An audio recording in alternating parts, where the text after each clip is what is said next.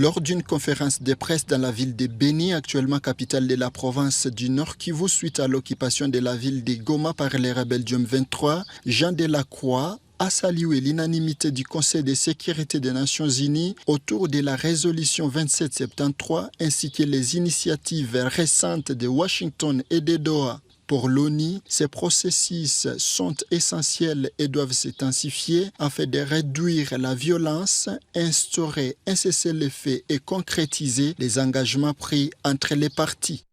J'ai rappelé la résolution 2773 du Conseil de sécurité, adoptée à l'unanimité, ce qui montre que le soutien aux efforts de paix au Congo bénéficie d'un soutien unanime de nos membres, notamment des membres du Conseil de sécurité. Nous allons continuer très fortement à nous investir dans le soutien au processus politique et inciter les autres acteurs de ces processus politiques, bien sûr les partis et ceux qui s'impliquent, comme par exemple les États-Unis ou le Qatar ou l'Union africaine ou les organisations telles que la SADC et Eastern African Community à continuer leurs efforts de manière très ferme pour aboutir, encore une fois, à la cessation des violences, et notamment pour ce qui concerne la problématique du M23. Mais à Beni, une partie de la population se dit lasse des discours et des visites répétées sans résultat probant. Pour elle, les priorités restent la sécurité et la protection des civils. Il a fait sa tournée encore en RDC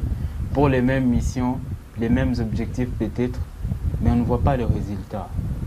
Et nous l'avons bien entendu aujourd'hui à propos de tout ce qu'il disait par rapport aux accords que le RDC a signé récemment avec... Bon, vous suivez l'actualité comme tout le monde, mais moi ce que je peux dire par rapport à tout ça, c'est que la population demande au gouvernement de mettre en œuvre des mesures claires pour protéger sa population. Loin des discours de chaque jour, loin des visites, la population a besoin de cette action claire et nette. Entre l'optimisme diplomatique porté par l'ONU et la rétraction exprimée par les Congolais, les fossés restent grands. Sur terrain, la population civile continue d'attendre des mesures concrètes pour un retour durable de la paix dans l'est de la République démocratique du Congo. Daniel Michombero, correspondant de CGTN français à Goma.